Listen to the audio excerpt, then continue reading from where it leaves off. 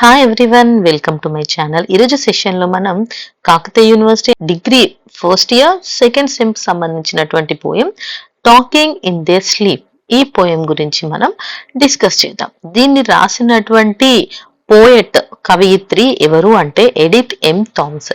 Okay, so Edith M Thomas రాసినటువంటి poem talking in their sleep. So first poet గురించి ఒకసారి చూస్తే, so ఈవిడ వచ్చేసి 1854లో యునైటెడ్ స్టేట్స్ లో జన్మించారు అండ్ 1925లో చనిపోయారు. She was an American poet and writer known for writing simple, thoughtful and nature based poems. So ఈవిడ రైటింగ్స్ ఎలా ఉంటాయి, చాలా సింపుల్, థాట్ఫుల్ అండ్ నేచర్ ని బేస్ చేసుకొని ఉంటాయి.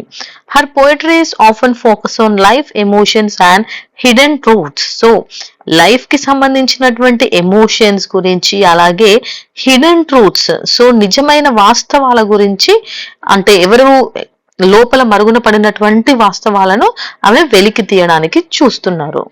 She use easy language with deep meaning suitable for students. So ఈవిడ writings suitable for students అంటే, ఎందుకంటే చాలా ఈజీ లాంగ్వేజ్ ని యూజ్ చేస్తారు, కానీ మీనింగ్ మాత్రం చాలా డీప్ గా ఉంటుంది. Famous for poems that show hope. So ఈవిడ దేనికి ఫేమస్ అంటే, ఆవిడ పోయమ్స్ లో హోప్ ఉంటుంది, ఖచ్చితంగా ఏదో ఒక ఆశ, అలాగే imagination and beauty of nature అనేవి ఎక్కువగా ఉంటాయంట. సో ఇది వచ్చేసి పోయెట్ గురించి. ఇంకా మనం థీమ్ చూస్తే, the main theme of talking in their sleep by Edith M Thomas is that life never truly dies, it only rests and renews. So ఈవిడ ఈ పోయంలో ఏం చెప్తున్నారు అంటే, ఒక నిజంని చెప్తున్నారు. అదేంటి అంటే, నిజంగా దేనికి కూడా మరణం లేదు. ఓకే, లైఫ్ కి ఎప్పుడూ మరణం అనేది లేదు, అది రెస్ట్ తీసుకొని మళ్ళీ రెన్యూ అవుతుంది అనేసి చెప్తున్నారు. Okay, things in nature may look dead but they are alive inside and will grow again. So nature లో మనం ఏమనుకుంటాం, ఇప్పుడు ఏదైనా ఒక చెట్టు వాడిపోవడము, ఎండిపోవడము జరిగితే, ఆకులు రాలిపోవడము జరిగితే మనం అది చనిపోయింది అనేసి అనుకుంటాం. నిజానికి అవి లోపల బ్రతికే ఉంటాయి, మళ్ళీ తిరిగి వస్తాయి అనేసి. The poem teachers hope, patience and not judging by appearance. So కనిపించిన దాన్ని చూసి మనం జడ్జి చేయొచ్చు, అలాగే పేషెన్స్, మనకు పేషెన్స్, ఓపిక అనేది ఉండాలి, సహనం అనేది ఉండాలి, హోప్, ఆశతోని మనం ప్రతి దాని కోసం చూడాలి అనేసి చెప్తున్నారు. ఓకే, సో ఇంకా సమ్మరీలోకి పోతే, the poem Talking in Their Sleep by Edith M. Thomas presents a beautiful and imaginative conversation from elements of nature that appear lifeless during winter. So winter season అంటే అందరికీ తెలుసు కదా, చలికాలం. చలికాలంలో అన్ని కూడా లైఫ్లెస్ లాగా కనిపిస్తాయి, అంతేనా, దేనికి ప్రాణం లేదు, జీవం లేదు అన్నట్లుగా, చలికి అన్ని గడ్డ కట్టుకుపోయాయేమో అన్నట్లుగా కనిపిస్తాయి. సో అలాంటి టైంలో బ్యూటిఫుల్ కన్వర్జేషనల్ వేలో, ఇమాజినేటివ్ వేలో, మనకందరికీ ఇమాజిన్ చేసుకునే, ఊహించే విధంగా నేచర్ యొక్క ఎలిమెంట్స్ గురించి మనకి పోయంలో మాట్లాడుతున్నారు. Through personification, the poet gives voice to the apple tree, the grass and a flower seed, all of them which seem dead but are actually alive beneath the surface. So ఇక్కడ తన గొంతుని ఒక Apple ట్రీకి, ఒక గడ్డికి, flower seed కి, అన్నింటికి, ఏవైతే చనిపోయాయి అనుకుంటామో వాటన్నింటికి ప్రాణంలాగా తన గొంతుని ముందుకిచ్చి వాటి గురించి లోపల అసలు ఏం జరుగుతుంది అనే దాన్ని మాట్లాడుతున్నారు. The poem conveys a powerful message about the continuity of life, hope and renewal. So ఇందులో మెసేజ్ ఏంటి అంటే, లైఫ్ ఎలా కంటిన్యూ అవుతుంది, ఓకే, ఆగిపోకుండా, దానికి మరణం అనేది లేదు, అది ముందుకు ఎలా వెళ్తుంది, హోప్, ఎలాంటి హోప్ ఉండాలి అండ్ ఎలా రెన్యూ అవుతున్నాయి అనే విషయాన్ని మనం చూస్తాం. ఫస్ట్ స్టాంజా చూస్తే, the apple tree responds to the human belief that it is dead because it has no leaves, its branches droop and it is covered with dull grey moss.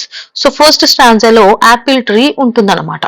So winter season లో ఏమవుతుంది, ఆకులన్నీ రాలిపోయి, మొత్తం branches అన్ని వాడిపోయి, అంతా మంచుతోని కప్పేసి ఉంటాయి, అంతేనా, చూడ్డానికి ఎలా కనిపిస్తుంది, ఒక చనిపోయిన చెట్టు లాగా కనిపిస్తుంది. From an external view, the tree appears lifeless and weak. ఎవరైనా చూస్తే ఈ ట్రీ పని అయిపోయింది, ఇంకా ఇది చాలా వీక్ గా ఉంది, దీనికి ప్రాణం లేదు అన్నట్లుగా ఎక్స్టర్నల్ గా కనిపిస్తుంది. However, the apple tree gently corrects this misunderstanding. కానీ నిజానికి ఇది ఒక మిస్అండర్స్టాండింగ్. కానీ ఎందుకు అది నిజానికి అది లైఫ్లెస్ కాదు, వీక్ కాదు. అందరూ అలా దాన్ని మిస్అండర్స్టాండ్ చేసుకుంటారు. It explains that it is still alive in its trunk and roots. So ఆ మిస్అండర్స్టాండింగ్ ని కరెక్ట్ చేసుకోవడానికి అది ఎలైవ్, బ్రతికే ఉంది అనే దాన్ని చెప్తుంది. It is simply resting and conserving energy during the winter season.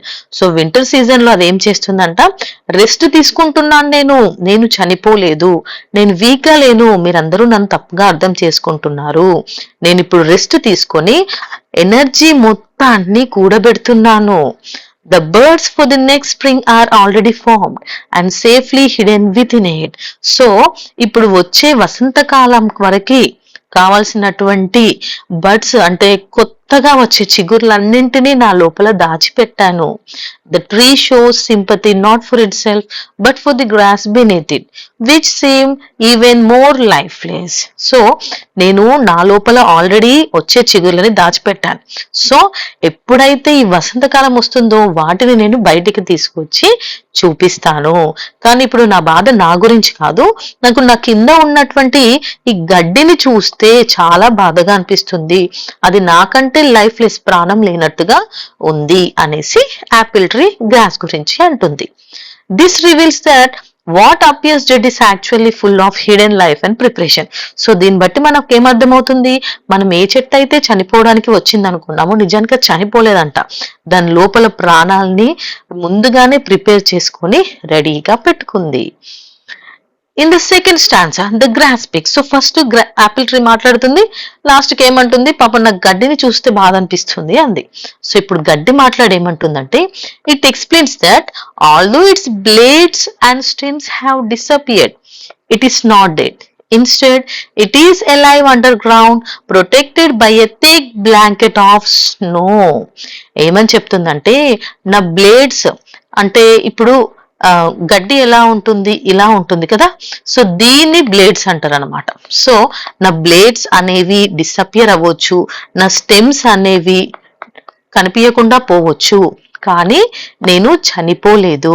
నేను ఎక్కడ ఉన్నాను, అండర్ గ్రౌండ్ లో థిక్ బ్లాంకెట్ ఆఫ్ స్నో, నన్ను కప్పిన ఈ మంచు కింద జాగ్రత్తగా బ్రతికే ఉన్నాను అని చెప్తుంది.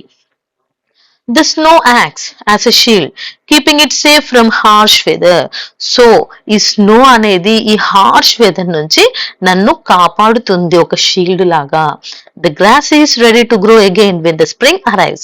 స్ప్రింగ్ సీజన్, వసంతకాలం రాగానే నేను వెంటనే మళ్ళీ వస్తాను, చిగురిస్తాను అని చెప్పింది. It waits patiently for the warmth and sunlight to return. నేను ఎప్పుడైతే ఈ చలి తగ్గిపోయి మనకు మళ్ళీ సూర్యుడు వెలుగు అనేది వెచ్చదనం వస్తుందో దానికోసం చాలా ఓపిగ్గా ఎదురు చూస్తూ ఉన్నాను. Interestingly, the grass pretties the flower, which seems to have neither root nor branch, suggesting that it might be in a worse condition. So ఇది ఇప్పుడు ఏమంటుందంటే, నేను ఎలాగో మళ్ళీ వసంతకాలంలో వస్తాను, కానీ నాకు మా పువ్వును చూస్తే బాధ అనిపిస్తుంది, ఎందుకంటే ఆ పువ్వుకి బ్రాంచ్ లేదు, రూట్ లేదు, ఏం లేదు. సో మేబీ అది పాపం చాలా దీన స్థితిలో ఉంది, ఏదో ఒక టైంలో అది ఇక చనిపోతుంది, నాకు దాన్ని చూస్తే పాపం అనిపిస్తుంది అని గడ్డి కాస్త ఫ్లవర్ గురించి చెప్పింది. అప్పుడు ఏమైందంటే థర్డ్ స్టాంజాలో a soft voice representing the flower or seed speaks. So అప్పుడు ఫ్లవర్ ఆర్ సీడ్ వీటికి సంబంధించినవి మాట్లాడుతూ ఏమంటాయంటే, it explains that it is not dead either even though it has no visible root or branch. అదేమంటుందంటే, నాకు roots కానీ branches కానీ లేవు నిజమే, కానీ నేను చనిపోలేదు అనేసి చెప్తుంది. It is hidden inside a tiny seed that has been scratched by the wind. నేను ఒక చిన్న సీడ్ లోపల దాగి ఉంటాను. ఎప్పుడైతే నన్ను విండ్ స్కాటర్ చేస్తుందో అప్పుడు నేను ఒక ప్లేస్ నుంచి ఇంకో ప్లేస్ కి వెళ్తాను. Though invisible and unnoticed, it holds the potential for life. So నేను కనిపించను, కానీ నా లోపల ఇంకొక చెట్టు మళ్ళీ మొలకెత్తేందుకు కావాల్సిన ప్రాణం అనేది నా లోపల ఉంది. The seed patiently waits through a long winter months. When the right time comes, it will sprout and blossom into many flowers. నేను వెయిట్ చేస్తున్నాను, చాలా పేషెన్స్ గా వెయిట్ చేస్తున్నాను. ఎందుకు అంటే ఈ వింటర్ పోయిన వెంటనే స్ప్రింగ్ సీజన్ వస్తుంది. అప్పుడు నేను స్ప్రౌట్ మొలకెత్తుతాను, చాలా పువ్వులని పూయిస్తాను. It confidently declares that it will return in great beauty, surprising those who thought it was gone. So ఎవరైతే నేను చనిపోయాను అనుకున్నానో వాళ్ళందరికీ సర్ప్రైజ్ ఇస్తూ నేను మళ్ళీ తిరిగి అందంగా మీ ముందుకు వస్తాను అని ఆ ఫ్లవర్ సీడ్ చెప్పింది. Overall, the poem emphasizes that nature never truly dies. It only undergoes cycle of rest and renewal. So overall గా ఇక్కడ ఇలాంటివి అంటే నేచర్ లో ఉన్న ఏది కూడా చనిపోవట్లేదు, అవి జస్ట్ రెస్ట్ తీసుకుంటున్నాయి. ఆ తర్వాత మళ్ళీ రెన్యువల్ అంటే పునరుత్పత్తి, అంటే మళ్ళీ ముందుకు నెక్స్ట్ న్యూ జనరేషన్ లాగా ముందుకు వస్తాయి. What appears lifeless is often preparing for a new beginning. The poem teaches us not to judge by appearance and to have faith in unseen growth. So అందరూ కూడా న్యూ బిగినింగ్ కి prepare అవుతున్నారు. So మనం కనిపించేదాన్ని చూసి judge చేయొద్దు, appearance ని చూసి. లోపల వాటి గ్రోత్ అనేది మనము నమ్మకంతోనే ఉండాలి. It also reflects a deep philosophical idea about life, that endings are often followed by new beginnings. So ఒక మంచి ఐడియా కూడా ఇచ్చారు, ప్రతి ముగింపు ఇంకొక ఆరంభానికే దారి తీస్తుంది అనేసి. Through simple yet meaningful imagery, the poet inspires hope, patience and trust in the natural cycle of life. So, in natural cycle of life మీద మనకు hope, patience and trust ఉండాలి అని చెప్తున్నారు. Conclusion. In Talking in Their Sleep by Edith M. Thomas, the poet concludes that nature is never truly dead. So, final గా ఏం చెప్తున్నారు? Nature కి చావు లేదు. What seems lifeless is actually resting and preparing for new life. మనకు కనిపించేది death కాదు, అవి నిజానికి రెస్ట్ తీసుకుంటూ న్యూ లైఫ్ ని ప్రిపేర్ చేస్తున్నాయి. The poem leaves us a message of hope, patience and faith in renewal, reminding us that every end leads for a fresh beginning. So చివరిగా ఏమిస్తున్నారంటే మనలో ఉండే ఆ నమ్మకం, ఓపిక, అలాగే రెన్యువల్ అన్నీ కూడా మనకు కొత్త బిగినింగ్ కి దారి తీస్తున్నాయి. అది అంతిమం అంటే ఎండ్ కాదు, ఫ్రెష్ బిగినింగ్ కి దారి తీస్తుంది. కానీ మనం చాలా ఓపిక్గా వెయిట్ చేయాలి అనేసి, రైట్ టైం కోసం వెయిట్ చేయాలి అని చెప్తున్నారు. అర్థమైంది కదా? సో దేనికి అంతం అంటూ లేదు, అంతం అంటే ఇంకొక కొత్త దానికి ఆరంభమే అనేసి మనకి ఇక్కడ చాలా చక్కని మెసేజ్ అనేది ఇస్తున్నారు. ఓకే, సో ఇది వచ్చేసి ఈ లెసన్ యొక్క సమ్మరీ. మనం నెక్స్ట్ సమ్మరీతో మళ్ళీ నెక్స్ట్ వీడియోలో కలుద్దాం. Until then thank you for watching my videos. Bye by.